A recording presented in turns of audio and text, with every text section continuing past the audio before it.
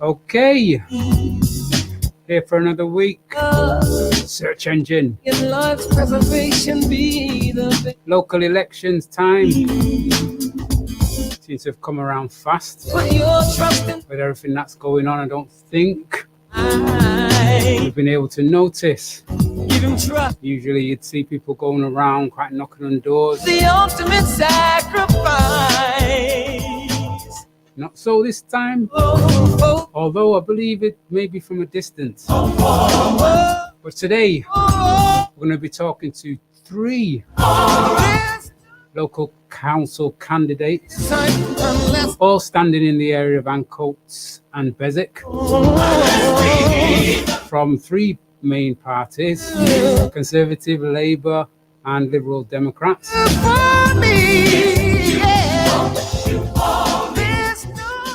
And they're going to be talking to us about what it is they're standing for. What we're going to be talking about: local issues, national, and touching on some international if we have the time. So as always, your views and opinions are always wanted, needed, and much appreciated. And you can get involved this evening as always. Text number 074, where has it gone now? 599642626. So used to seeing it there, I haven't captured it in my mind. You can also give us a call 01612225636 if you have a question for our guests. And you can also get involved on YouTube. That's SEUK Global, and we are also on Facebook, Legacy 90.1. So yeah, send in your questions. Let's see what's happening. My guest this evening.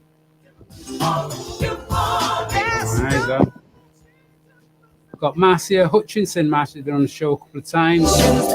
Marcia is standing, as I said, in the areas of Beswick and Ancoats, and she is a candidate for the Labour Party. We also have Alan Good. Alan Good is a Liberal Democrat candidate, and we also have Alexander Bramham, for Conservatives. So we're going to be talking to the guys this evening, asking them some questions, and as I said, inviting you to also ask your questions, even though the guys are standing in Beswick, and I'm sure obviously Beswick will have its own issues, its own causes that these guys will be standing for and hopefully improving. But they are from the 3 main parties, and these main parties are standing in all the areas of Manchester. So if you have some questions from a Conservative perspective, Liberal Democrats or Labour, then get involved. And yeah, let me hear your voice. Let me just go over and say good evening to the guys this evening. Let's see. Hello, let's start with can you hear me okay? Yeah. Yep. Okay. So yeah, let's just start with you, Marcia. So yeah, could you just introduce yourself and let us know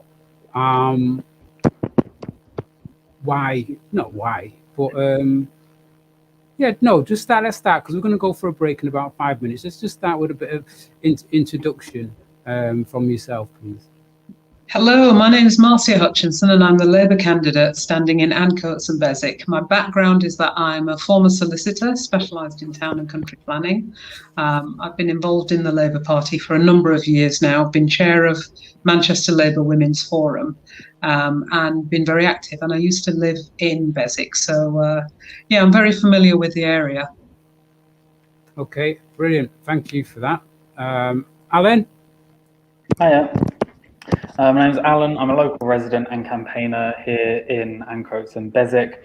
I lived in Manchester for about 8 years, and I'm standing for council to make our representatives listen to residents. I've been campaigning for a number of years now for greater scrutiny on planning and development issues, and to hold our council to account on their promises. Brilliant, thank you. And Alexander? Hello, thank you. I'm Alexander Bramham. I'm standing as the Conservative candidate. My background is I've studied mathematics, and I've come to Manchester to pursue the opportunities in software, which I'm loving. I'm an app developer. I've been here 5 years, made lots of amazing friends, and I love this city with a passion. And I'd love to make a difference. Thank you. Brilliant, thank you. Can just because you did that so well and took and so fast, but Alan, you started actually to saying a bit about what you're standing on there. So can I ask that again from all of you in the sense of from just a Beswick and local perspective, which we can go into a bit more in depth in the conversation. Just some of the things that are standing out for and what you are actually as individuals campaigning on. I'll start with you, Alex. Sorry, Alexander. It's okay, thank you. Shall I talk about local issues? Yeah. What is it that's what is it that's what is it that's passionate for you? I'm passionate about the Northern Powerhouse. I'm passionate about levelling up the North. I'm passionate about how better Manchester could be, how so many jobs, particularly in the tech sector, could and are moving away from London. Most importantly, helping people recover from COVID, returning the city safely, and keeping local services running. Furlough has been incredibly expensive. We know there's going to be huge cuts. We know that the council is hiking up tax continuously to pay for it.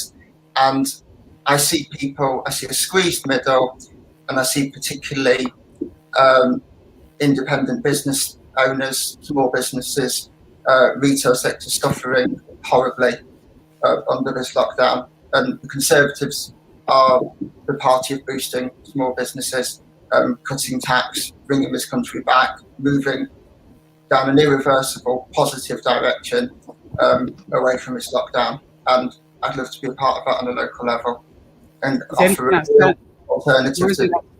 What is it that stands out for you, particularly in Ancoats and Beswick? I think there's been lots in the news about the development plans. I was looking at the consultation feedback and saw that they'd approached 4,613 residents, sent out consultations asking about new construction projects, had lower than a 2% turnout. And it's only now that we're seeing in Manchester Evening News, the public aren't happy with these development plans. And from going around on the doors canvassing, it's very aware that the residents have an apathy towards politicians. And it's sad to see Manchester turning into a concrete jungle, to seeing high-rise flats, ugly building after ugly building, a loss of green space. When people are struggling and suffering from COVID, they're not part of this process, they're not engaged. And I want to offer a real alternative and a real chance to put a different person on the ballot, shake up the council a bit and actually represent people in the area, and not have the Labour status quo we've had far too much of. Okay, thank you very much. Can I ask the same question to Alan? Hello. What was the question again? Could you repeat it? What you're standing on, particularly. What am I standing on? Your passion. Cool. So I touched on it a little bit in my introduction. I'm broadly standing on greater scrutiny and engagement in general, which sounds quite vague. There have been a few campaign issues that I've been involved with, working with residents, such as Saving the New Islington Green campaign, Trees Not Cars, Friends of Ancoats Green. These are all apolitical groups made up by residents in the local area that I've worked with to lobby the council for action on sticking to their affordable housing and their climate targets. So I've been active on campaigns on the Central Retail Park The council declared a climate emergency in 2019, and then in the same breath declared new plans to build a 440 space car park after spending £37 million buying back the central retail park next to a primary school. This was taken to a judicial review, which the council then lost. The long-term plans are a separate issue, but the council are still appealing this judicial review on a technicality. That is a campaign I've been working with, and I'm standing on a pledge to lobby the council, if I'm elected, to drop the appeal so that they don't waste any more money fighting to build a car park that is not going to be built. Another campaign I've worked on is saving New Islington Green. In the Eastlands Regeneration Framework, the principle for selling off New Islington Green was adopted by the executive committee, which one of our councillors in Ancoats currently sits on. There was massive local outcry at this because a lot of the people who moved to the area, partly because of the green space, didn't know that the council had earmarked it for development for a long time, which in and of itself isn't necessarily a good argument to do something. The idea that it's always meant to be this way. As Alexander said, COVID has shown that people are staying more to their local area, they're appreciating green space more. This definitely puts people's attitudes towards public amenities into context. And the council have consistently ignored consultation feedback after consultation feedback on the central retail park, on New Islington Green, on Great Ancoats Street, and we've got more development coming with the neighbourhood development framework in the Poland Street zone as well. I want to make sure that the process that is followed is one that takes on board the views of residents and works with them, not against them. Okay, thank you for that. We're going to take the break and then I'm going to come back to you, Marcia. Be right back. Feel the vibe on Legacy. We want to end all new cases of HIV. Hi guys, you are still live online, and we're just not live going out to the listeners. Can I just ask you what does campaigning kind of like look like in these COVID times? Have you got a long stick and you knocking the doors from the gate? Well, I've just come in from doing some campaigning, and what we aim to do is knock on the door and take 2 big steps back, so that when the person opens the door, you're at least 2 meters away from them, and just make sure that you're maintaining safe distances at all times. And we've only just been able to start campaigning again in terms of door knocking. So what we've been doing before then is calling people up on the phone. The Labour Party has a system called Dialogue, which is like a sort of digital call centre, and you can call people through that. And would that be people like that you would be aware of that in the past had voted for your particular party? Well, it's everyone. The system will tell you when their name comes up whether they have voted Labour in the past. But what it does is it contacts everyone who's on the electoral register, whose phone number we have. Okay. Did you have any particular COVID tactics, Alexander? We haven't been campaigning with that level of resource in the Manchester wards. I don't have a budget. I have zero costs, zero expenses I'm running from.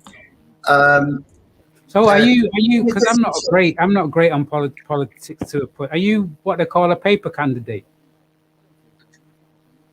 Yes and no. I don't want to use that title, but it's a difficult seat. Okay. So you're basically. I'm committed to doing the job if elected. So you basically funding yourself? Yes. Okay, well done. Because I've been engaging with people, talking to people in the area, knocking on doors. The distancing is a legal requirement. The offer not to campaign during Philip's death and news about that, and the funeral is an agreed one between the parties. But the restrictions on not, so I haven't been leafleting because that seems inappropriate under COVID, but the restriction under not distributing the leaflets, I think keeping a distance at the doors until very recently, we're not allowed to enter people's houses. That's just a matter of law. It's not something we sort of all agree on and follow. Okay. Yourself, Alan, is it? Yeah, so I sense I'm probably somewhere in between Marcia and Alexander in terms of resource and activity when it comes to on-the-ground campaigning. Marcia and I have actually been doing distance jousting politically online. We'll say more about that in a little while. We're going to come back. Yes, and welcome back. And you're in tune to the search engine with Anthony. And yes, this is the election show. The local elections are taking place, not just local elections for councillors, but local mayoral elections for a new mayor, which I'll ask the guys about their thoughts on who they think, or who they think should win that, or want to win that, or think, yeah. Anyway, we're going to ask some questions, but you can also get involved and you can ask questions, and you can do that by texting the studio 7599642626. You can also send us a message via YouTube, which is Legacy 90.1. No, I said that wrong. Which is YouTube, which is SEUK Global. That's capital S, capital E, UK Global, and on Facebook, Legacy 90.1.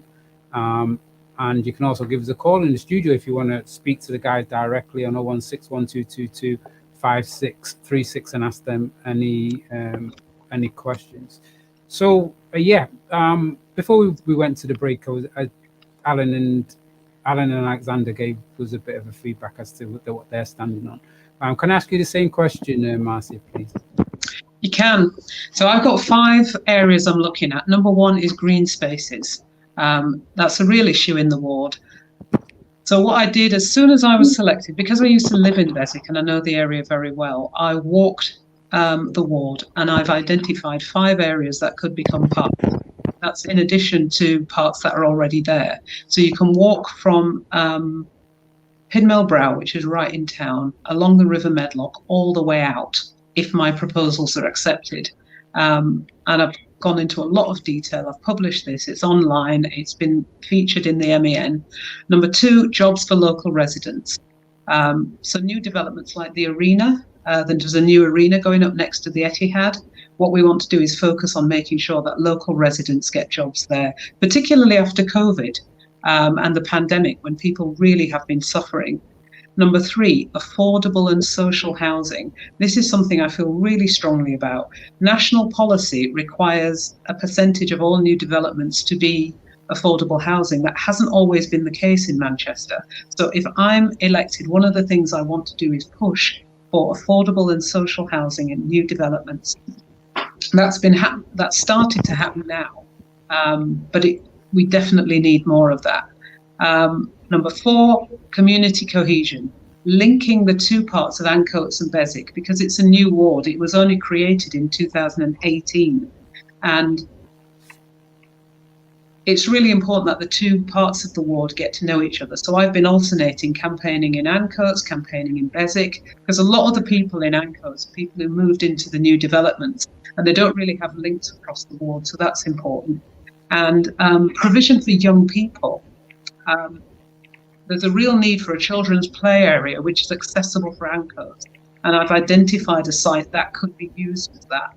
Also, youth provision. The park that I've had designs drawn up for has sports pitches on it.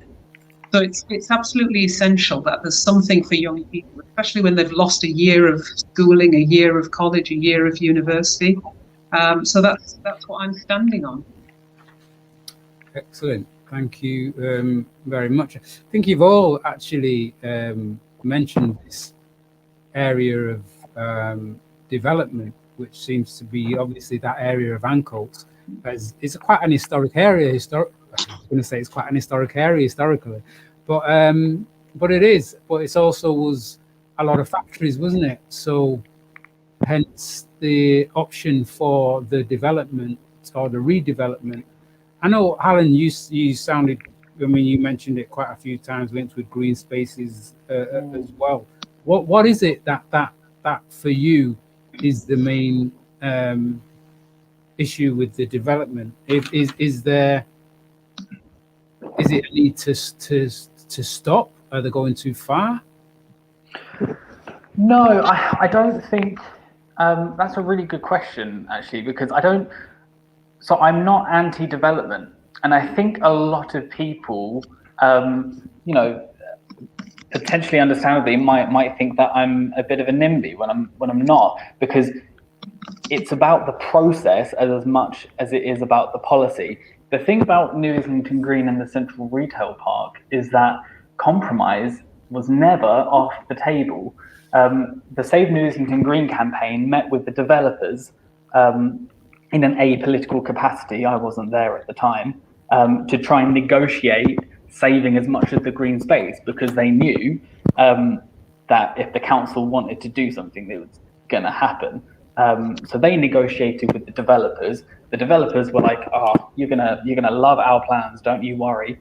And then they come back, and 5 big office buildings have been planned across every section of the green, with the remainder, any remainder of green space is very small amounts in and of themselves, in small pockets. So the amount of usable green space decreases massively. So it's compromise was not off the table. The council failed to take on board the responses at the stage of the regeneration framework and the individual planning application itself. To what they should have done was voted against it, and then tell the developers, come back with amended plans, and then we can, in a real, you know, tight scenario, you can make a compromise. The same thing with the Central Retail Park, 10.5 acres. The long-term plans are currently 8 plots out of 10 office space, 1 plot hotel, 1 plot housing, which is going to be 145 housing units, not guaranteed to be affordable. There's going to be a small concretized square. On the back of the Central Retail Park, it opens up to Cottonfield Park, which already exists. Great, we love that. But again, it's about that compromise.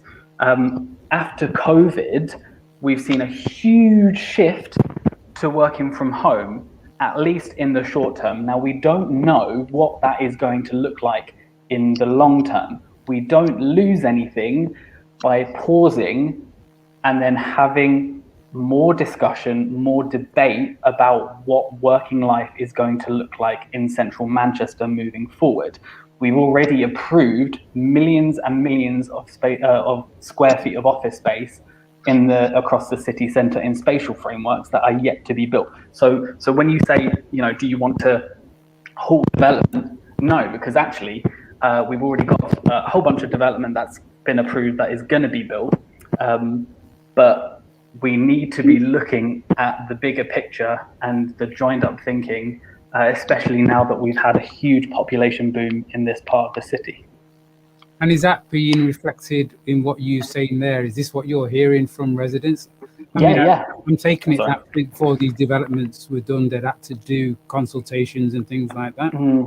So how much of what was requested by the residents has been actually put in place? Are you saying that they're totally ignored? I would say at points totally ignored, yeah. There's different ways of looking at it. So with the New Islington Green consultation, for example, one council officer remarked in the meeting where the plans were broadly adopted by the executive that we've had 300 and over 300 responses to our consultation, and that in the way of public engagement is actually pretty good in levels of engagement from the public, right? But what they didn't clarify was that 99% of them were objections, and we got the raw consultation feedback on that. When the planning application came to the planning committee in December, I ran another campaign where I leafleted, and this was after, this was in October, sorry. So this was before the second lockdown, and putting leaflets with a QR code to the consultation, so that people can know the way to make their voice heard. And again, the council, by the council's own analysis, there were 544 objections, and I think about 20 or 30 pro, which is serious levels of opposition to this. You would think that would give them a reason to have pause for thought, to then come back to the drawing board a little bit. Okay, thank you. Can I give the conclusion on this question, please? Yeah. Can I just wait 1 minute, Alexander? I want to ask you. I want to give you a chance to speak to that on that topic, question. Yeah. Isn't development and stuff a way of the council bringing some money into the city? Yes. Sorry, no. I'm just asking that to Alexander. Oh, sorry. Attracting tourism can. I think there's a lot of Labour's ideas I agree with, and the elected candidate is going to have to work with Labour councillors. Only a third of the seats are up for election. So I'm not running on the platform of. Okay, just in relation to what Alan was saying then with regard to the developments, what's your views on that then? I'm broadly in agreement with a lot of what Alan said, and I think his campaigning and litter picking, amongst other works, are honourable, but Alan shouldn't have to be doing that. The council should be doing that. The council should be paying to pick up the litter. The council should be doing a proper consultation. And the consultation, as I said earlier, is being celebrated on the website. It's publicly available as positive response support. Was a 2% response rate, was 100 people. It's absolutely measly rates. We don't get these spaces back. Anyone who's walked through Piccadilly Gardens can see all the concrete. We don't get the beautiful space we had before back. It's not like choosing like a broadband provider or a recipe where you can experiment with one and see what happens. Once these spaces are lost, they're lost. We're stuck with these buildings, and there's no rush. It shouldn't be the council's priority right now. And rushing through these consultations when people are struggling, stressed because of COVID and unengaged is totally inappropriate. It's shameful, actually. How they're moving. So very, very quickly, what should be the focus right now? Supporting local services, keeping things going when the council is under a tightened budget and the country is under a tightened budget, particularly the mental health issues and support people in needing to recover from what's been an incredibly difficult lockdown. Okay. We shouldn't be focused on lots of new construction projects, lots of new ideas and revolution. There's no harm in putting the brakes on supporting local people, supporting local businesses, cutting business rates to do that, saving the high street. That will attract more business and improve people's lives more than more vanity projects to boost the council's profile and more tax hikes to fund it. Because this has got to be paid for. It's no use rebranding parks that are already there as new parks when we're not getting green space. And somebody's got to pay for this when the council's already running out. The car park idea is generating money. When people are driving into the city to enjoy the city, to enjoy the festivals, they're paying to park their cars. So it's paying off the council's costs. And that's a temporary measure, which is important to realise. The plan to turn the retail park into a car park isn't a long-term strategy. It's for a few years until the later strategy comes along. So there's lots of ideas I do support that Labour are doing, but it just feels like there isn't a choice, there isn't a public support for this, and there isn't public engagement. It's something being forced through because Labour have a default. We were promised tree-lined boulevards down Great Ancoats Street. We get shown all these artist illustrations. Marcia's produced yet more artist illustrations. And then you walk down the street and it's concrete. There aren't all the trees that are in the pictures. People can see through this and they deserve an alternative. And the Conservatives is this a case of politicians not doing what they say? Yes, and Labour are responsible for this. Labour have been in power too long in this area. Okay. All right, thanks. And from your perspective, Marcia, in relation to the development, Alexander called it a vanity project by Manchester. What's your view? I think it's a bit rich for the Tories to talk about vanity projects. Councils like Manchester have been starved of funds by Tory austerity, starting in 2008, after the crash of 2008. Rather than make the bankers and other people who caused that crash pay for it, they starved local authorities of funds. So now one of the few places local authorities can actually get funds is via Section 106 agreements with developers. So the fact that they have to go cap in hand to developers is entirely the result of Tory policies, because there's been a Tory government in this country for the last 11 years. Manchester's managed to buck that trend, and all the development that you see in Manchester has been a result of Labour policies. Now, if I'm elected as a Labour councillor, I will be able to bring residents' views into that process. If you elect a Lib Dem, they'll have absolutely no say whatsoever. There are 3 Lib Dem councillors out of 96 councillors. And the reason there are 93 Labour councillors is because the people of Manchester trust Labour to run this city and run it well. Addressing some of the other issues. Firstly, the 2 planning permissions that Alan's talking about, Islington Green and the Central Retail Park, they predate me. So I was not selected until October. So I had no input into those decisions. However, had I been in post, I would have joined the other councillors in objecting to the Islington Green development. However, and this is the important bit, once planning permission has been granted and the process has been followed, it doesn't make sense to rip up planning permissions that have already been granted. Well, you can't.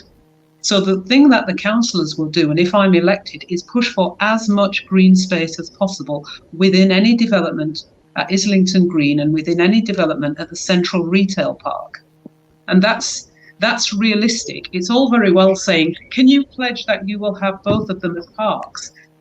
If anyone actually pledged that, they wouldn't be telling the truth. And what I want to be is honest with voters to say, I can't rip up planning permissions which have been granted, but I will push as hard as I can for as much green space as possible. Now, this 440 space car park, the council are not going ahead with it. It's not going to happen. Which I'm delighted to hear. So what are they doing with it instead? It's the car park was only ever going to be temporary. It was going to be temporary for 2 years to basically recoup some of the money that the council have to spend on just keeping the site there. It's going to be 10 sections, one of which is allocated for housing. I would certainly like to see more green space in that, and I too wonder if we do need as much office space. The last thing I heard was that office space, the requirement for office space is going to decline by about 20%. So not as much as people think, because quite a lot of people still want to go into offices, even if they don't go in full time. So there will be a need for office space. I'm not entirely convinced there'll be as great a need. So I would like to see more green space, but I'm being practical.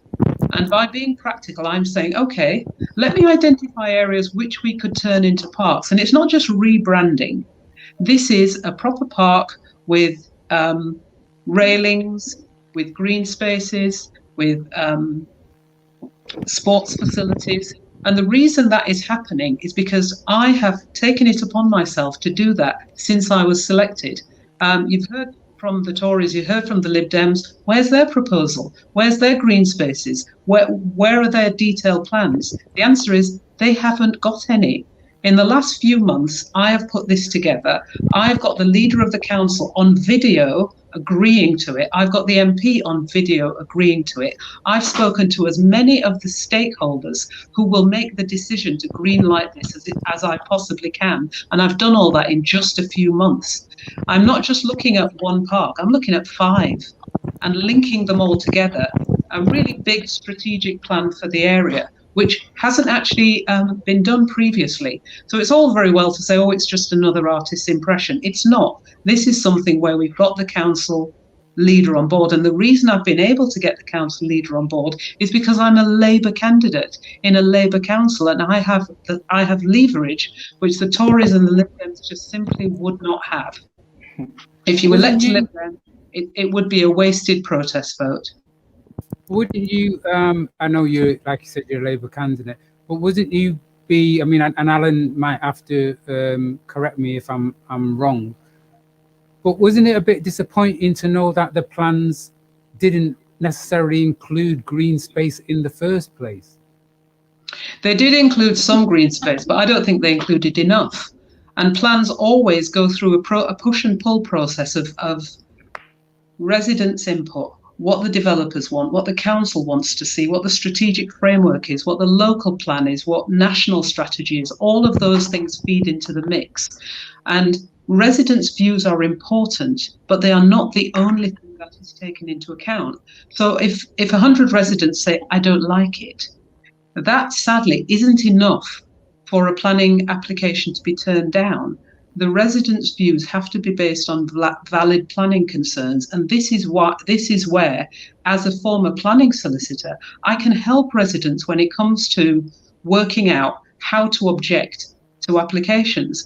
Because objections, the term is they are weighed, not counted. It doesn't matter how many objections there are if none of them are valid planning concerns. So somebody needs to sit down with residents and say, this is something that will count. That isn't something that will count with a planning inspector. Because ultimately, even if an application is turned down, the applicant can appeal. And when they appeal, the planning inspector will say there've been 500 objections, but the planning inspector will say, what are they objecting about? Okay. And So they've got valid planning objections. Why have they come up just before election time? Why aren't they part of a broader vision along with all the other consultations? Why is it just before election time we get new candidates, new ideas about parks, and then surprise, surprise, Labour are not criticising their own candidates. They're almost awkwardly having to walk in and do photo opportunities to support you. But why has it taken you coming up with a maverick strategy, yet wanting the brand of being the Labour candidate and being part of a greater vision? Because you can research all these other initiatives that are researched and planned as part of a decades-long vision Labour has for Manchester. It seems really confused, but you want to be offering something completely different to Labour, but also want to be claiming you've got the council on your side. It's not at all confused. I think maybe you don't understand it, but it's not at all confused. I lived in Beswick, so I know the area well. I was selected as a candidate in October. I started work in October. I can't take credit or responsibility for things that happened before I was selected. As soon as I was selected, it was obvious green space was an issue. And so I started work on that. There has been a framework in the area before, but this is why you need a Labour candidate to push the council to do it. The reason I've been able to do what I've been able to do in the last 2 or 3 months is because I'm a Labour candidate. So I've been able to talk to the leader of the council, I've been able to talk to One Manchester, I've been able to talk to the MP, and I've been able to say, we've got to get this done. It's not just that I'm a Labour candidate, it's because I am Marcia Hutchinson and this is my area of expertise. So I've been able to put a proposal together and knock heads and say, this has got to be done. And you need someone behind it pushing, and I will be the person behind it pushing to get this done. In the sense, we're going to come to a break, but can I just put this question? In the sense of the council, I mean, I'm taking it, Alexander and Alan are both from Manchester. What is it then, in the sense, Marcia, that I know it's a Labour council and it seems right that they should, I suppose, stick together and look to grow together, but also, as a Labour council, do they not have that same responsibility to all residents if they approach them? Sorry, not quite clear. Can you repeat the question, Anthony? In the sense of how they're responding to you as a Labour councillor. If Alan or Alexander asked them the same things or asked to meet with them, would it be right for them to refuse that meeting? Well, we meet as a group. So all the Labour candidates specifically meet as a group known as the Labour group, and we discuss policy within that group. So there's a formal structure within each political party to decide on what's happening with that party. And because 93 of the councillors are Labour, the committees that make these decisions are made up mainly of Labour councillors. So like it or not, what you're trying to do is persuade people to talk to you. And I don't always get meetings when I ask people for meetings, but I'm more likely to get meetings with people if they already know me. I've been on the doorstep with them, I've been leafleting with them, I know what they stand for, and I know which committees they sit on. Okay. So it's who you know. Right. Listen, Can I respond to that? Yeah, Alan, I am going to take a break. We're going to take a break and then we'll be right back. Okay. Then I'll be back with you, Alan. Feel the vibe on Legacy. Greetings. This is a message to all our listeners. Yeah, these ads are just 2 minutes, guys. And as soon as we come back, Alan, then Do you mind if I quickly go to the toilet? Is that all right? Yeah, that's fine. Yeah. Cheers. Thank you. Sorry, guys. We'll be right back. Of COVID-19 has hit the station in many ways. The station's income has been greatly impacted, and community radio stations like ours have fallen through the cracks in government funding available. We need your support to keep the vibe alive while we get through this pandemic. Please support Legacy 90.1's recovery campaign by donating to our GoFundMe. This will help cover rent and everyday necessities to keep us here broadcasting live. If you wish to donate to our GoFundMe, the link can be found on our website, which is www.legacy901.com. Thank you for listening. Sincerely, the Legacy family. Are you in the process of planning a funeral? Do you have friends and family in the UK or abroad that may not be able to attend the funeral service? Audiovisual Funerals are the UK's leading funeral video streaming service provider. We can film your funeral and privately broadcast it live over the internet to your friends and family anywhere in the world. So, if you are in the process of arranging a funeral and have friends and family that may not be able to attend, call Audiovisual Funerals today on 0161 676 5555. That's 0161 676 5555. Or for a full range of our services, see audiovisualfunerals.co.uk. That's audiovisualfunerals.co.uk. If you have an upcoming event, a project happening, or an important announcement you'd like the community to be aware of, Legacy 90.1 FM are able to offer advertising packages tailored to meet your needs. To request an advertising pack or for further information, email advertising@legacy901.co.uk.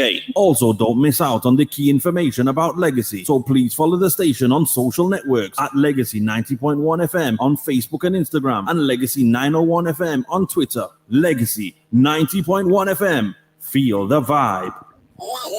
Legacy 90.1.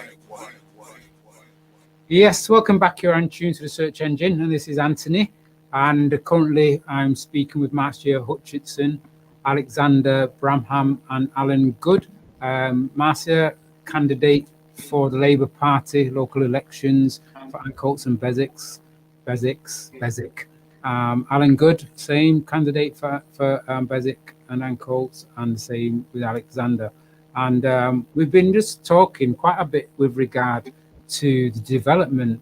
If you know the area of Ancoats and Beswick, yeah, it was a development area, a lot of mills, a lot of spaces, a big retail park. And yeah, there's been a lot of developments going on. We were just discussing whether it's right and wrong, how much green space is should be there, how that was, if it was taken into consideration. Marcia gave us a good background into her perspective on what's taking place and how she's gone about bringing about some promises from the council to make those changes.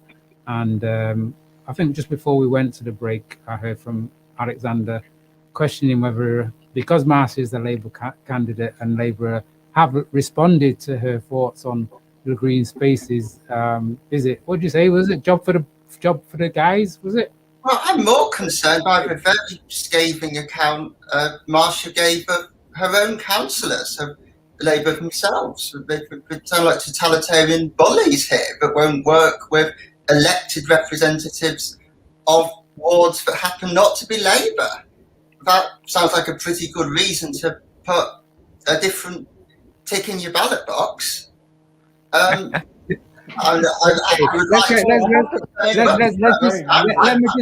me just get Alan's feedback on the development before we miss that. Yeah, I don't know. Go ahead, Alan. So I've got a few different points. I'll try and be brief and summarise them succinctly. So what Marcia is talking about is something that we see quite often in Manchester Labour. It's the idea that only Labour can get things done because they know the right people. It seems like they know the right committees, they know the right, where to go to talk to people, and they have a track record in Manchester. They're strong Labour roots, and they govern the council with over 90 councillors. So what's the point in voting Lib Dem? What's the point in voting Tory or opposition party? But what Marcia also said was that when she was selected, it was clear that green space was an issue already. But so far, 93 Labour councillors haven't mustered it between them to solve this green space issue. So why would a 94th be the solution? The last few years, since the last local elections, the rate of affordable housing in the city centre is 0.58%, I want to say. It goes to about 12% citywide, but it's still massively below their 20% affordable housing target. Marcia also said that one of the revenue streams for the city is Section 106 contributions, which in the city centre, where we've seen a development boom, we haven't claimed anything in 2020 from Section 106 payments, if I'm not mistaken. And all of these things, they only require the political will to do so. And you get that political will when opposition is sizable and credible, because the health of our local democracy suffers when one party controls nearly all the council seats. And the issues, so the debate, the scope of the debate moves away from how we address the challenges facing us as a city, and it moves to how do these internal party political discussions and conflicts play out. Once again, we're watching the Labour Party's sort of internal struggle, and we've seen Labour councillors lobby their own party to stick to their affordable housing targets, and have the Labour-run council miss them year after year. So where does the buck stop? Why is it acceptable for a Labour candidate to now say, trust me, I'm going to do this. I'm like, I've got a plan for green space. I'm gonna get them to build more affordable housing. The track record says otherwise. What do you say with regard to what Marcia mentioned with regard to having to go cap in hand due to central government's lack of funds? So that's a good point. That's a really good point. I've got some, so there's lots of different things about that. So the development at New Islington Green, for example, I read the planning documents and they estimated about 3 million a year, I want to say, in business rates. And that's once it's built. But the valuation for the land, for the lease, was less than 3 million. That was the 2018 valuation. We don't know the final sale price because of presumably commercial sensitivity. But the final sale price was £2.38 million. Down the road, a site of similar, it was double the size, but the Central Retail Park, they spent 37 million. All the while the council are putting ads onto Facebook asking residents to come up with ways for the council to save money, whilst they're passing the buck of central government cuts onto council services when they should be looking at asking more from developers. Okay, thanks for that. I'll just give you the chance to come back on that to say, Alexander, what you started before, and then I'll give Marcia a chance to answer back to you if you've got any more questions. I only want to add that I think cross-party collaboration should be celebrated and will be necessary. So again, I agree with a lot of Alan's points.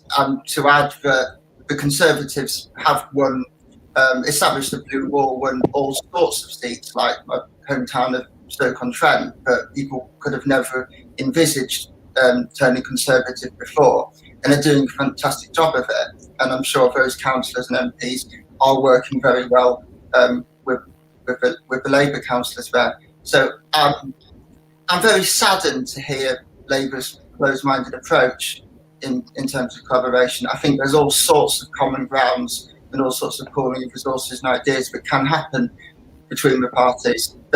I'm sure there's lots that Alan and I disagree on, and Marcia and I disagree on, but it's important to remember that the councillors are elected servants of the public. We are here to serve the constituents, not to reign and rule over them. And Labour seems to have lost that perspective. They seem to be behaving like they're entitled, like it's their privilege to just win the election and have control over the council, not to serve the everyday person in the community.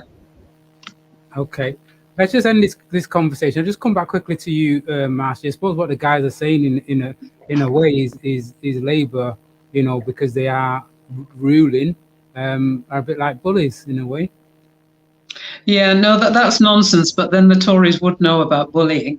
No, the people of Manchester have chosen to elect 93 out of 96 councillors as Labour councillors. Labour councillors didn't just appear. Labour councillors have been elected. 20 odd. I think your camera's frozen, Marcia. Let me try it. Oh, I think we've lost her. Any better? Yes, that's better. Okay. All right. I'll back up. So, 20 odd years ago, there was a Lib Dem MP in Manchester, but the Lib Dems lost their political credibility, and the people in Manchester have chosen to elect Labour again and again. Now, that doesn't mean that the people in Manchester like absolutely everything that a Labour government is doing. And it also doesn't mean that every single member of the Labour Party agrees with everything that is being done. Labour is a broad church. There are people right across the party. And if you want to see more affordable housing, elect a Labour councillor who is going to fight for more affordable housing, rather than an opposition councillor who will not be able to do very much. Hang on a minute. I did not interrupt you, so let me speak. Now, Alan said Labour should be asking more for developers. I agree entirely, and that's why I stood. That's why this is a real bugbear of mine. I will be joining a council that I don't think are asking enough money from developers, and I'll be pushing them to ask more money from developers. And because I have areas of expertise in this area, I wrote Section 106 agreements when I was working as a solicitor. I'm more likely to get this done than any other candidate. The Tory candidates said that Labour are behaving like they're entitled to have control. Oh my goodness, well that's an interesting thing coming from a government who are now trying to get rid of the right to dissent and who are directing police officers who have attacked women after the murder of a woman where the suspect is a serving police officer. We're going down the road to an authoritarian state run by a Tory government who, really don't have any right to tell anyone else about behaving like they're entitled to have control. I mean, it's in the papers now. The previous Tory Prime Minister has been running a little chumocracy and shoving the Chancellor to give government grants to his mates. It's Tory sleaze back again. So no, the health of democracy doesn't necessarily suffer. The important thing is that within that governing body, which is the Labour Party, there are a range of voices. And that range of voices is what the people of Manchester have elected repeatedly for a number of years. Okay. We'll give it 3 weeks. Can I? So if we've got now, we've got Beswick, Ancoats. It is a new area there. Just give us 1 minute. I'm on my own. If I can respond while Anthony's preoccupied, that simply isn't true, Marcia. The restrictions are against extreme disruption, against people blocking transport lines, people seriously disrupting train networks, not peaceful protest. Sorry about that. But it was a failure. It was a failure of governance and advice that led to what we saw at the Sarah Everard vigil, which was not a peaceful protest. It was a vigil, and we saw the. Say it again. Illegal gang. It was in violation of the COVID regulations. You said peaceful. They were peaceful, and they were attacked by the police. They were there illegally. They were breaking. They were attacked by the police. They were not doing any harm. You've said that the law only affects violent protest. This was peaceful, and they were still attacked. I'm not being untruthful at all. This is the start of an authoritarian state when the government itself criminalises peaceful protest. Mm-hmm. And it was only when the vigil happened that the Labour Party were inspired to vote against the policing bill. They were prepped to abstain. So it's not just until we see this play out. It's the ideas that we need to be looking at in advance. Well, let's stay there, yeah, because I was saying before about Beswick and Ancoats being, you said it yourselves, are quite a new area in the making, yeah. So let's talk about the community. You mentioned community cohesion. What kind of a community is Ancoats and Beswick, and how much kind of cohesion is actually needed? Who wants to take that one? I'm happy to jump in. It's a really unusual ward in that you've got Ancoats, which is relatively new and which was a rundown industrial area, and it's all credit to the Labour Control Council that have developed the area so that people like Alan can live there. Got a lot of people who've moved into Ancoats recently. And then across the River Medlock, you've got Beswick, which is a much more varied and mixed area. So I've just spent this evening canvassing on council estates in Beswick. I've just been looking at a road crossing that's been made safe because after a fatal accident there. People have much more different issues. It's like the whole of Britain squeezed into one local authority. You've got £1 million houses at one end and people with lots of social deprivation at the other end. And it's trying to get a mix across the board because it was only created in 2018. I would like to see new development in the area mixed. So in development, I would like to see social housing, affordable housing, owner-occupied housing, rather than just one type or the other. Okay. What about yourself, Alan? I would like to see a mix as well. Unfortunately, I think we've seen too much of the same kind of track where we're building homes that are not for owner-occupiers, they're for foreign investors. Community and the cohesion. Oh, community. Yeah. Is there a lot of work to be done in that area in the sense of cohesion? It depends what you mean by cohesion. I think people bringing people together. I mean, is there a variety? I think there is. Communities there. I think there are vibrant communities, and I think that like with any area, you have communities that some mix, some kind of stay sort of among themselves. I think there is a bit of a demographic dividing line and a bit of a geographic dividing line between some communities, but then you've got communities within those communities as well. When it comes to engagement, this is an issue, and this is something that I've been campaigning on as well. A lot of people, not just in the in the newer apartment blocks in Ancoats, but in the estates behind Ancoats, because it wasn't just a rundown industrial estate. There are houses there. There are people who lived there for decades. Some of whom I chatted to today. They, as much as the people in the new apartment blocks, there is the thing that unites them, in my view, is an appetite for representation and an appetite for meaningful representation. A lot of people want to be engaged. They want to know what's going on and how. They want to know how they can have their voice heard. They want to know more about how to report crimes and get things sorted out on their street.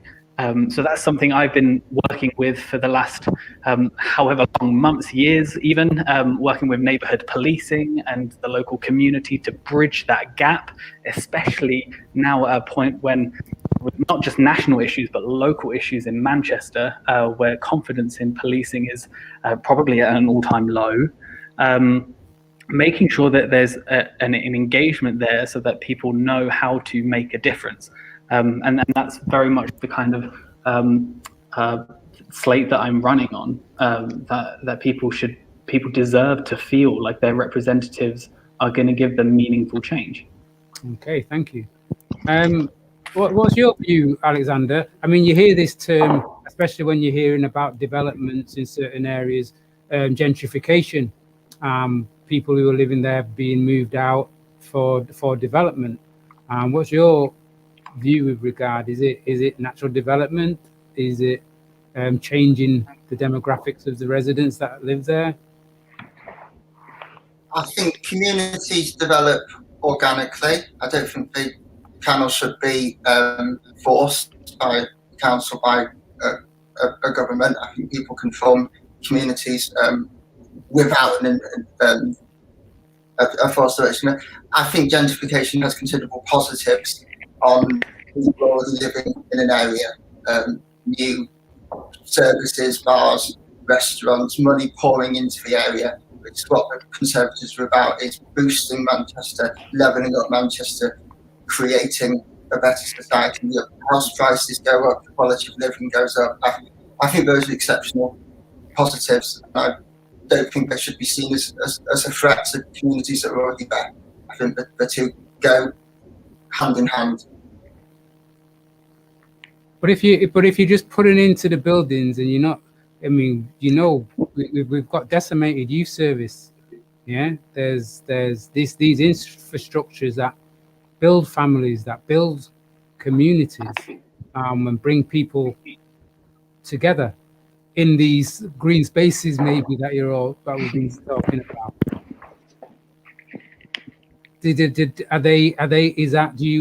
How do you weigh that up in relation to the development and the social needs? I'm standing for the status quo, for continuing the amazing services that are already available and ensuring that they're affordable. I'm not proposing a radical change to drastically slashing youth services or those sorts of existing projects. Do you think there is a need? So you're saying you just don't discuss those areas? I'm saying I want to continue Labour strategy and to work with and not propose a radical alternative on those topics. Okay, all right then, thanks for that. We are going to, we've got a few minutes here, but I want to put something else to you. Again, we've got this cohesion that I just asked you about, but we've also, let me go on a national thing at the moment. We've just had this report, haven't we, from, they're calling it the Sewell report, but it is a report that was commissioned by Boris Johnson. Let me stay with you, Alex. Was he right to commission that report, the Sewell report? Do you know of it? I haven't read it in detail. I'm not deeply familiar with it. Well, it's saying that racism doesn't exist in the UK. I prefer not to discuss it. Okay. If anybody asked you about that in your constituency, if you were to, in your canvassing, is that what you would tell them? Yes, it is. Is that because you think it's not relevant? Is a subject that shouldn't be discussed? I think it's important for people to discuss topics that interest them that they feel passionate about. There's a lot of people that feel very passionate about this report and what it's been saying. I'm keen to listen to what they and also when you talk a lot about money and money wastage. I would have thought if it's something that you think that is not warranted, there would have been a lot of money paid for that report. People were paid to have it done by the Conservative Party. I'm standing as a local candidate. I'm not speaking in support or opposition of a report. Okay, thank you. Can I go ask you, Alan, in the sense of that report? I don't know if you. I don't think most people probably have read it from page to page, but I think just looking at the recommendations and hearing some of the things, you can get the gist of why some people are upset. I can completely understand why some people are upset. I think it's troubling when a government report investigates itself and says, don't worry, no racism here, especially when academics have come out and said that they didn't consent to being a part of the report or cited in the report. I think that's very troubling, to be honest. I think that it's failing the first step. What it's doing is fighting a culture war, and instead of talking openly and frankly as a society about how we address systemic prejudice and systemic racism, they're calling the existence of racism in Britain into question. That's what is occupying the space now because of that report. It's not acceptable, and it starts by acknowledging what is going on in our institutions, and then we have to address it. All right, thank you. Have you same question, Marcia? Yeah, the fact that the government have come up with a report that essentially concludes that there is no institutional racism in Britain in the midst of the Windrush scandal, when thousands and thousands of people were denied benefits, homes, jobs, deported. All of that was illegal. All of that was done by a Tory government, and all of that was done to black people. and they are saying there is no institutionalized racism, and the largest single cohort of people affected by Windrush was Manchester Central constituency. That is this constituency. And the Tory candidate has the nerve to say he doesn't want to talk about it. Well, I suppose that's realistic, because I did not interrupt you. Please don't interrupt me. You will get your turn. I wouldn't want to talk about it if my government had done it. Now, in terms of community cohesion and diversity, if I'm elected, I will be the only African Caribbean councillor on Manchester City Council. That's it, just one. And that lack of representation is a reason, I think, one of the reasons why the Windrush generation have been failed by successive governments. And what has happened to them, it beggars belief. People have had their doors battered in the early hours of the morning, dragged onto planes, dumped in a country that they have never been to since they were very, very small, all of which was illegal. They know it was illegal. They knew it was illegal before they did it. In 2014, before the hostile environment was created, they knew it was wrong. Their own advisors told them it was wrong. If you call something a hostile environment, why are you then shocked when it creates a hostile environment for everyone who isn't white? The Windrush is mentioned just twice in the 258 pages of the Sewell report. It's a joke, except it's not funny. It's our lives that are on the line here. It's utterly disgusting, and unfortunately, it's been created not because they know it's true. It's not. They know it hasn't got a shred of credibility. It's just been created so that now we talk about the report instead of talking about institutionalized racism behind it. It's not serious, and in fact, it didn't cost anything. The people who took part in it did it for free. They weren't paid. Have you ever heard of any other government reports where people are not paid? And on top of that, academics had their work plagiarized. People are popping up left, right, and centre saying, I didn't contribute to this report. I don't know why they put my name in it. Now, that was done so that it would create column inches of arguments in the papers. And it's, you know, the political term is the dead cat. Something comes up that you disagree, that you want off the front pages. You do something outrageous. You fling a dead cat on the table, and everyone talks about that. And you have turned the attention away from what's really going on. You've turned the attention away from the fact that somebody like Boris Johnson had an affair for 4 years. I don't mind about him having affairs. He has them left, right, and centre. But he used public money to support his mistress. That's, you know, David Cameron has been lobbying whilst employed by Whitehall. This is Tory sleaze on a grand scale, and they are using things like the Sewell report to distract from it. Okay, thank you. And we'll be right back.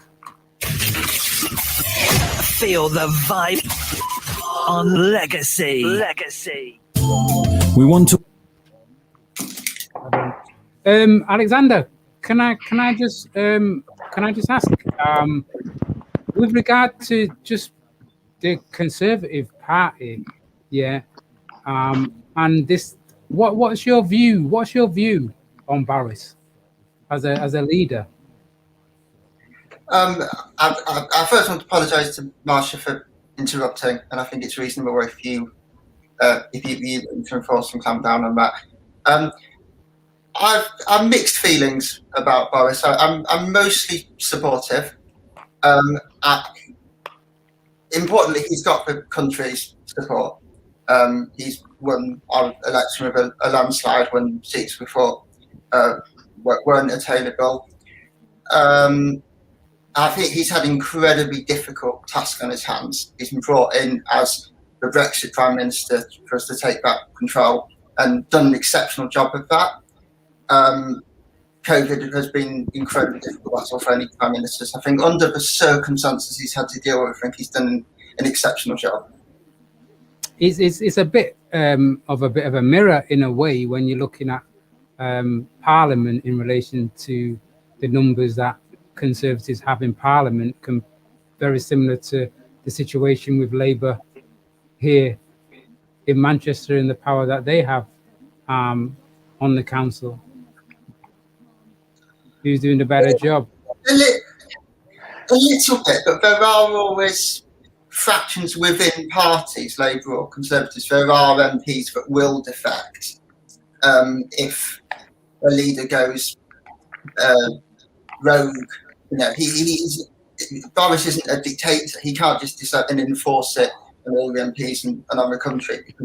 But if any leader did that, they'd split the party, they'd rebel. And we've seen some of that in a healthy democracy. And like Labour is a broad church, the Conservatives are a broad church. The Conservatives are far more economically conservative as ones that are far more socially conservative. And I think Boris has done a good job of keeping everyone together and keeping a consistent message. But he doesn't have power to just force things through and ignore the will of the people and the will of the MPs. Okay. Thank you for that. And I've got a few. When we come back, yeah, I've got a few questions. I mean, if there's any points that you want to make or any questions that you want to come back at each other or ask each other any questions, then we can be able to do that. I've got a few questions that have come in that I'll run through and just get your feedback on them. But as I say, anything you want to come back on or anybody else says, then please feel free to do that. Okay, we'll be coming right back. Find out if you could foster. Search Manchester City Council Fostering. Legacy 90.1. Yes, and welcome back. You're on Tune to the Search Engine with Anthony, and we're talking election times. Election 6th of May, local elections and mayoral elections, and I'm talking at the moment to Marcia Hutchinson, the Labour candidate, Alan Good, Liberal Democrats candidate, and Alexander Bramham, Conservative candidate, all for the Ancoats and Beswick ward. So we've been asking them a few questions with regard to development. Has come up as quite a big area. If you know the Ancoats area, you can see that there is a space for that. But let's get to one of these questions. Yeah.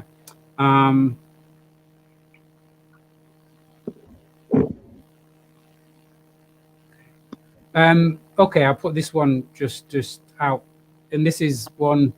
It's asking about the passport, COVID passports. Do you think we would need to have COVID passports? I don't necessarily think so. It depends on what they're going to be used for. Internationally, well, other countries are going to dictate their own criteria for people from the UK visiting abroad. Likewise, we've introduced a traffic light system. The drawbacks and pros of that are another thing. But if we're talking domestic COVID passports, it seems like a lot of effort, considering that most of the population are going to be vaccinated and we're already on the way to approaching herd immunity. It seems like a lot of effort and infrastructure and Robert Jenrick, I can't remember which publication he said this on, last week or the week before, he said it's not going to happen soon, but it will happen at some point. But the pubs have already opened. So if we're going to have domestic vaccine passports to go to the pub, it might be an idea to get that in place before you open the doors. But as I said, people are being vaccinated. That is one part of the response that is going well, thank you to the civil service and health services for rolling that out as successfully as they have, despite the vaccine shortage this month. But I'm not convinced that they're really necessary, to be honest. Okay, thanks. Marcia? I'd be very worried about COVID passports issued by a government which has the authoritarian tendencies that this one has. Because the minute you require people to have some kind of COVID passport, you effectively have to have someone checking that they have COVID passports. You also have to have, if you really want to push it, some kind of offence of trying to use services without your passport. And we've seen from the hostile environment that what happens when you require people to show their papers before they get services is the people who are looking at the papers tend to focus on one group. So, 3 or 4 people will be coming into a pub, club or nightclub, but it's only the black people who are going to be asked, where's your passport? It just provides another opportunity for discrimination. And these systems tend to be rolled out without proper thought. So when the Tories set up their track and trace, so-called world-beating track and trace system, it was badly set up, badly run, it didn't work. The vaccines are working because it's being run by the NHS, which is how the whole system should have been run from the start. So I don't have confidence in the government running a successful COVID passport system. I can see why you might need something when you leave the country, but internally within the country, I don't think it's necessary. I don't think it'll work, and I think it'll be open to the same kind of abuse that the Windrush scandal saw. Okay, Alexander? I'm not intrinsically against having to show papers, as Marcia described it. We show papers if we buy alcohol or cigarettes or petrol or anything age restricted. When we apply for a job, we receive benefits, we need our national insurance number. It's part of living in a civilised society. It's not an extreme authoritarian imposition. There's too many unknowns at the moment. We personally have a conclusion about whether the passports would be a good idea or not. We've seen too much change in the virus. If the virus mutates and if the numbers rocket up, that's going to be a very different situation to if we require herd immunity and the death counts and infection rates fall very much. So it's not something I can give a concrete conclusion. I'm saying we definitely need them more. We definitely don't. It has been researched rigorously by health experts and government, and I think the government have been very open about that. I think Boris has been very open about that and announcing a roadmap. There are a number of criteria that needed to be met in order to carry on the direction that we have. Okay, thank you for that. Got another question. Where is it?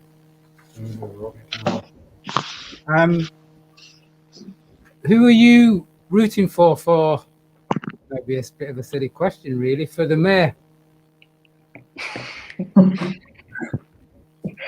Who are you asking to answer first? In fact, let me put it this way. Who are you wanting to win for the mayor?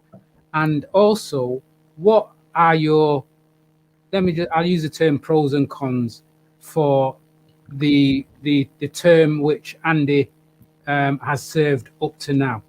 So I'll leave you for now, Marcia, and I'll start with you, Alexander. I'm unimpressed by the congestion charge, and I'm unimpressed by Andy Burnham's hot air about standing up in government and opposing what at the time was the tiered lockdowns of Manchester being in a higher tier. He seems to make big promises and not deliver. But I haven't been actively involved in the mayoral campaigns, and as I'm sure you're all aware, none of us can endorse a candidate from another party. So I'd encourage people to do their research and look up Laura Evans' ideas, especially, and make their own conclusion. The congestion charge didn't come. Is this a consideration, or is it a definite that it's going to be happening? I'm not sure. I apologise. Okay, Alan. There's a lot of backlash. I am very much in favour of Simon Lepori, our wonderful Liberal Democrat candidate for Manchester Mayor. I know Simon personally, and he's a formidable campaigner. He's worked in the NHS as a nurse for decades. He understands how health policy should be implemented. And I think one of the key weaknesses of Andy Burnham, which I think his lack of taking responsibility over the fact that 1 in 5 crimes were failed to be recorded properly by GMP up to June 2020. Policing falls very much within the mayoral remit, and I'm a bit disappointed at his response at that, to be honest. Okay, and he's a bit of a I don't know. He's a kind of a powerhouse within himself, isn't he, for Manchester, Andy Burnham? Don't you think? In the sense of, I don't know. Oh, sorry, are you asking me, or was that an open question? Yeah, I was just saying, saying to you. Well, I mean, this guy was the deputy leader of the Labour Party, wasn't he? Yeah, and he used to be an MP. He's got an established career within the Labour political sphere. He served a time. He's I mean, you'd be a fool to not recognise that he is quite popular. He won by a huge margin last time, and our candidate came third to the Tory mayoral candidate in 2017. So no, I think that his popularity has dented. No, I think I think there is that perception still, but there are also some promises that I think should be kept. For example, in 2018, Andy Burnham said that he wanted Manchester, unless I'm mistaken, wanted Manchester to be the first UK city to report no new cases of HIV. But closer to home, in local politics, the needle exchange in Ancoats was moved out of Ancoats when there has been, for decades, a huge problem with drug users not being able to access adequate care and support, and now that service has been relocated to Hume. And when you do something like that, drug users are not going to move across the city. They're going to find dirty needles, and that's one thing that I care quite a lot about. Actually, is about progressive policy that helps people, even if it's people don't like the idea of a needle exchange in their neighbourhood. But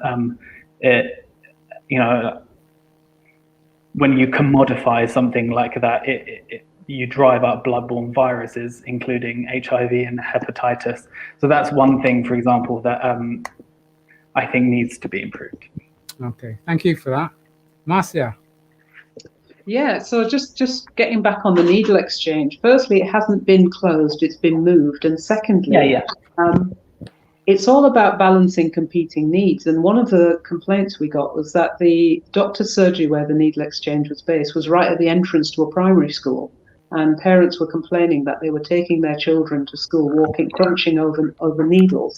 So it's not that there shouldn't be a needle exchange, it's just that right next to the entrance to a primary school isn't necessarily the best place to have it. Again, I don't necessarily support everything Andy Burnham has done, but overall he's been an excellent mayor. One of the things he did during lockdown was make the point that Manchester, despite the fact that it had a lower infection rate than London, was in a higher tier. And it seems that this government are very keen on imposing restrictions on northern cities that they wouldn't dare impose on London. I think he's done a great job. I'm absolutely delighted at what he's doing in taking the buses back under local control. It's ridiculous that you pay £1.50 for a ride in London, and that can cost £4.50 in Manchester. And that was Tory policy from 35 years ago to what they called deregulate, what was actually privatise the buses. So when you're trying to get from one part of the city to another, you're on 3 or 4 different buses. You can't use a pass because that one's stagecoach and this one's another one. The metro's not included. A really popular policy is to bring public transport back under council control, have the fares regulated so people who need to get about can actually get about and can get about easily. The proportion of people's wages that they are spending on transport in Manchester is ridiculous compared to London, where the wages are higher. So that's, as far as I'm concerned, a no-brainer. It should never have gone into private hands, where they're simply extracting profit and not actually delivering a particularly good service. Okay. Can I just take you back a bit and just ask you, with relation, you mentioned that you're a candidate for Labour, African Caribbean background. There is not an African Caribbean person on Manchester Council. Does that speak to the Labour Party or to Manchester Council? Both, I think. The situation is, I'm not actually from Manchester. I came from, I'm originally from Bradford. I've lived here for 11 years now. And when somebody mentioned that there were no African Caribbean councillors in Manchester, I thought they were joking. I didn't think it was true until I went online and I looked up every single person, and it was true, none. And when you talk to people outside Manchester, they think, oh, there's a huge thriving African Caribbean community. You know, Legacy is a great radio station, and there's more than one. The community is big enough to support more than one radio station, and lots going on, and yet no political representation. And I joined the Labour Party and decided to try and increase this. So there are African heritage councillors, but no one from the African Caribbean community. And I think one of the reasons why voters should vote for me as opposed to the other councillors is to bring some much needed diversity. Not only am I the best candidate, not only do I have the best skill set, but I also add diversity to the mix. You know, I'm here with two white men, one of whom is defending the actions of the police in brutalizing protesters against the murder of someone who, you know, a woman has been murdered and a police officer has been charged. And it's really important to have a female representation. It's also really, really crucial to have African Caribbean representation on the council, because our community gets ignored. If you're not at the table when decisions are being made, you're not included in those decisions. Okay. I'll give you a chance to have your say. I've seen you moving a bit there, Alan. Oh, yeah, I'm just listening, taking it in. I'd like to respond to the first point that Marcia made about the needle exchange. I do accept that it was moved and not, you know, disbanded. It was, you know, absorbed by, you know, the existing service in Hume. And yeah, I can understand that I've spoken to residents who have had issues with drug use on their doorstep, in their gardens, on their walk to school, and there is a primary school nearby there. It's not right at the entrance, but it is nearby. The needle exchange was there first. They did build the primary school there in full knowledge that service has been there for some time. But my concern is more, you know, what is the medium-term plan going to be? Because, you know, these issues are still continuing. We still see this kind of the same sorts of problems in the area that have been around for 30 odd years in Ancoats. And I'm not sure that building all of these nice shiny buildings has changed that very much. I still think there are real engagement issues, and I don't want to assume Marcia's views on this area particularly, but I think that yes, under a Tory government, we're less likely to see things like safe injection rooms and more sort of open-minded, more liberal kind of attitude towards addressing drug issues, particularly, you know, treating it like a health issue rather than a criminal issue.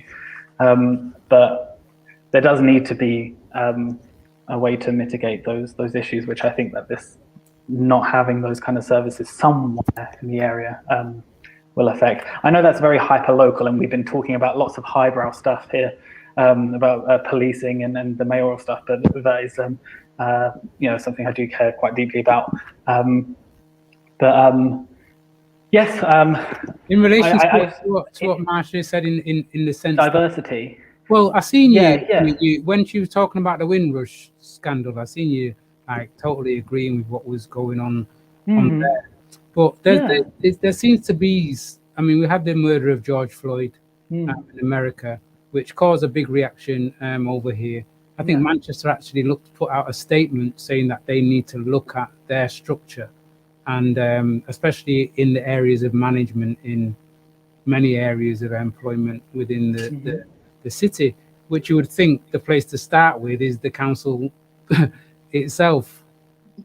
Sure. Yeah, I completely understand that. People, of all walks of life deserve to see themselves represented in society. I do understand that. Whilst, and I will say this very strongly, prejudice against racial prejudice and prejudice against LGBT people are very, very different in terms of their historical context and the way that we see them in society today. But that is one way in which I can understand. Like it's when I see other LGBT people hold public office that I think, oh yeah, I can be somebody. I can do this. I can represent not just like people in my ward, in my community, but but people like me, and I agree with Marcia that you need people from all walks of life to be at the table. I guess when it comes down to it, that I'm not. I know you ain't got the answer because nobody has, or we won't be in this situation in the sense of, how do we all get along? Because the issues is because sometimes for me we just don't have the time to sit down and have the discussion, so we get pulled apart all the time, just like we're doing a bit here now. Conservative, we're pulling apart, but then in the sense of LGBT, black, because when you're even when you're LGBT and then you add black onto that, it becomes another issue. You have disability, you add black onto that, it becomes another issue. You add woman, you put black onto that, you had another issue. And this is the difficulty of where little specks of conversation comes in.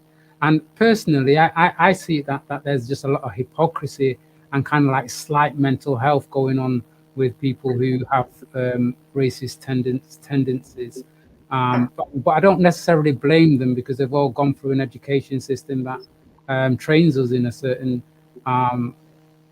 type of way. Because it gets me when somebody sees especially a child, and sees that child is something totally different, and they can respond to that in a less caring way. Is a shame, but we know that is, and the conversations around this issue are not happening as frequent as they should, really, from a human perspective. I'd agree with that. I think we've seen a lot of tension in the US over how race has been, racial prejudice has been portrayed in the media. I can't remember who made this comment in the media recently, but somebody said that whilst the US is in the thick of it, the UK hasn't necessarily even begun having those sorts of conversations. And I can't really speak to that necessarily because I haven't lived that kind of racial prejudice, but I suspect that may be the case. And I think that there's a basic, coming back to the government and the race report, it fails at the first hurdle. It just doesn't acknowledge the kind of prejudice that black people face in this country, and it's a shame. And I long for a time when we can get a government who is prepared to do so. Okay, thanks for that. I'll give you. Have you got any points to add, Alexander? I haven't used language against anyone else in the conversation about their gender or race or minority group. So I appreciate being described as a white man in a condescending way. I think the Conservative Party deserves acknowledgement and celebration for the huge amount of AMPs we have. I think it's more than any other country in the world, so any other country in history, and the party has done amazing things for lesbian, gay, bisexual people. And looking at the top of the party, you can see people like Rishi and Pretty, who don't play a race card, don't identify and describe themselves that way, but are representative, are diverse. So I echo the encouragement for people to vote for the best candidate, and to see people's personalities and ideas, not their characteristics and labels. I think that's something for the Conservatives do exceptionally on. But but some of these issues are issues that are absolutely. Not to say that I hug everything that comes out in the mainstream media, but some of these issues are issues that are coming out for me too regularly. I mean, it's been going on for years, but too regularly now. I mean, in football, in the areas. Are you saying, Alexander, if we kind of like ignore it, it'll go away? To take each on a case-by-case basis. No hate crime, no discrimination should be ignored. If you witness a hate crime, report it as such, but like you would report any other crime and challenge it in any other way. Yeah, that's my response. Okay, thank you. And we'll be right back. Feel the vibe on Legacy.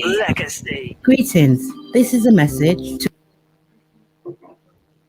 Right, guys, when we come back, we're literally going to have 10 minutes left before we've got to go. It's gone really quick, hasn't it? Always does. And we're going to get through some of these questions here. Just in the break, can I just ask you how do you feel Manchester is going to benefit from, or is benefiting from Brexit? I don't really know that anywhere is really benefiting from Brexit, if I'm honest. We don't have, we don't have the same trade links that we used to. It's like frictionless trade. There's crime and addressing crime. For example, we don't have access to EU crime databases now in the way that we did before. We have to. There is now a delay for sharing information across the European Union for wanted criminals, for example. So it's a very broad question. I don't think that we really benefit from it. Okay, Marcia? Repeat the question. I just said, how are we as Manchester benefiting from Brexit? Or I think I have to agree with Alan there. We're not really benefiting from Brexit. It was a Tory policy that appealed to the lowest common denominator, and the main point about Brexit was to get Boris Johnson elected. He famously wrote two columns, one pro and one anti, and I think he looked at them both and thought, which one will get me elected? It doesn't matter what happens to the country. If you saw the look on Michael Gove and Boris Johnson's faces the day after the vote, they were shocked. They did not expect the information campaign to work, but work it did. And now we are seeing Northern Ireland disintegrating back into violence, which was predicted, and they were told this could happen. But that's the price they were willing to pay. Alexander? Like the rest of the country, I received a letter from the government instructing me to vote Remain. propaganda. Oh, I don't know that one. And I've Sorry, that's my Alexa. and it's been a great success. Sorry, there's some background noise. Legacy 90.1. Okay, we are back and we've literally got 10 minutes to go. Oh gosh, where's that question? Right, I've got a question here that's come in.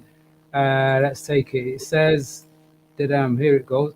Do you support proportional representation at local elections? Yeah. So I'll start with you, seeing as you were there, Alexander. Proportional representation at local elections. Do you support that? I don't at a national level, and I don't.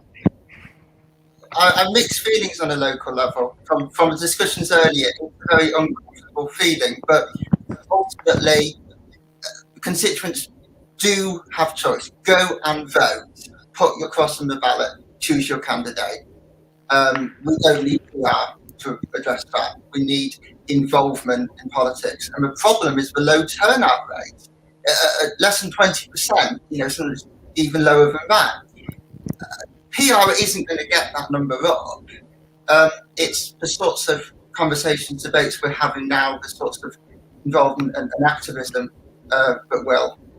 So I think PR brings more problems than solutions, and I don't support it.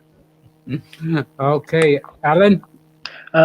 Yes, wholeheartedly. I think that we should have proportional representation at all levels of government in this country, especially in local council elections, actually, especially because it introduces political competition, and that is only good for democracy.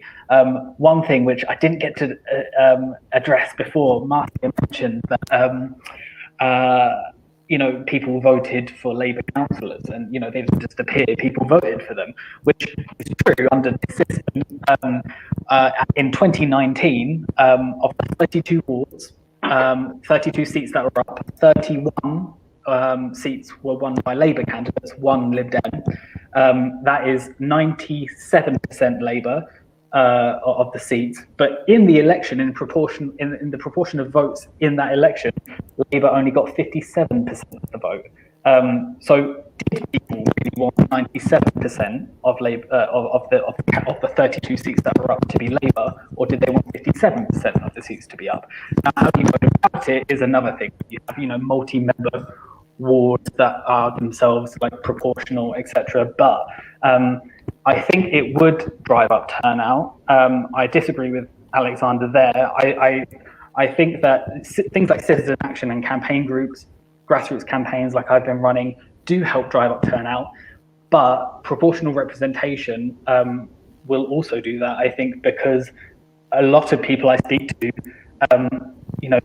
they either don't bother voting or they just vote Labour because they know that Labour's probably going to win. But then this leads to the idea that Labour doesn't need to stick to its promises, and like we've seen, they haven't done on things like affordable housing because they know that they can probably get elected. And it's only when opposition starts organising that do we see results starting to go in the right direction, and this will be helped by proportional representation, in my view. Thank you. Marcia? No, I don't necessarily support proportional representation at local level. I think the electors in Manchester know how the system works, and they have still chosen to vote in huge numbers for the Labour Party because the Labour Party for the last 20 years has delivered for Manchester. This is not something that has gone on forever. The Lib Dems used to have an MP in Manchester, and they used to have many more local councillors. So it's not just Manchester's been Labour since the dawn of time. It hasn't been. This has been a choice by Manchester voters to vote for a Labour council where almost all of the councillors are Labour. And it means that we can get a lot done. It means that this city has been regenerated beyond all belief. Now, I personally believe that we do need more affordable housing. We do need a break on some of the larger developments. But I don't think proportional representation is necessarily going to do that, because if 60% of the voters are Labour, then you'd end up with at least 60% of the councillors who are Labour, and at least 60% of all the committees who make the decisions, including planning, would be Labour. So Labour would still run the planning committee. So you've got 9 or 10 people on planning committee, 6 or 7 would be Labour. So it still isn't going to make, it might get Alan elected, so I can see why he would support that. But no, I wouldn't support proportional representation at this stage. Okay. Listen, guys, we've literally got 6 minutes to go. So what I'm going to do is give you all a little bit of time to reintroduce yourself. Tell the listeners, people who are watching online, why they should go and put their X's or postal ballots next to your name. And yeah, I'll start with you, Alexander. Please vote. Thank you for listening to us debate. I've had a great time. It's been really interesting. I really hope I've sold the Conservative message, but Labour is not a certainty. Labour do need to be held to account. The policies do need to follow proper scrutiny. Look up those consultation plans in Ancoats and Beswick. Engage, report, write articles in the Manchester Evening News, and research more about the Conservatives. And I hope I've challenged any prejudices that anyone might have had about the party. We are here, we are standing, we are viable. Vote Conservative. Thank you. And where can anybody find you if they want to see information about what you're saying, Alexander, or get to speak with you? I don't know, what is it? Twitter, Facebook, Instagram? Twitter, Facebook, or email. Okay. All right, then. Thank you very much for coming on in that. Marcia? Thank you very much. It's been a pleasure to be here and actually see the other candidates face to face. One thing I'm absolutely saying is Labour are not taking this seat for granted. We are working to win in Ancoats and Beswick. We are not coasting. I'm out every single day campaigning. I'm on Twitter as Marcia4AB. I'm on Facebook as Marcia4AB. You can find me if you Google me. I believe I'm the strongest candidate, and on top of that, I add diversity. I was really surprised that Alexander, a white man, objected to being described as such and told me that I'd done that in a condescending manner, which I don't believe I did at all. He also said that certain people didn't play the race card. I only ever hear white people talking about the race card as if racism is something that is just a game. It might be a game to him, but it's certainly not a game to me, because for many black people, it's about life and death. The fact that you can have a trial going on in America right now with a police officer who held his knee on the neck of a black man for 9 minutes, and they're debating, oh, well, maybe that's not what killed him. Maybe he died for some other reason other than having his air supply choked for nearly 10 minutes. When lockdown happened in Manchester, the first person to be tasered was a black man at a petrol station. This is real. This is not a game. It's not a joke. It's not a card. There was a talk about taking things on a case-by-case basis. If you do that, you ignore the trends. If you look at every single incidence of institutionalized racism, you say, oh, well, that was just that, and that was just the other, and that was just the other. You miss the trend. And the trend is institutionalized racism, which has been effectively legalized by the hostile environment, and too many people in Manchester have suffered from this. But if we come down to Beswick and Ancoats and Beswick, I know Ancoats, I know Beswick. I have the skill set to be an excellent councillor in this area. I've done a lot of work around planning. I've done a lot of work around community cohesion. So I would ask for your vote on May the 6th. Vote for Marcia Hutchinson for Ancoats and Beswick. Vote for Andy Burnham for the mayor. You will get the best team running this city, both on a local and a regional basis. Thank you. All right, thanks, Marcia. Alan? I live here. I know the issues, I show up and I do the job. The people of Ancoats and Beswick deserve to feel like their representatives are engaged and will have their back above all else. I believe I am the only candidate on this platform who has demonstrated consistently a willingness to do that. The health of our local democracy suffers when one party rules the roost and dictates policy top down. Manchester needs a shake-up, but we cannot elect change by voting for the same. If the people of Ancoats and Beswick, if you lend me your vote in these local elections on the 6th of May, I will spend my term working for you and nobody but you. Thank you. Thanks a lot. Thank you for accepting the invite. I know there was a lot more we could have gone into, but I think you shared a lot, and thank you very much for accepting my invitation. So all the best on the 6th of May. You're welcome. Thank you very much, Anthony. Okay.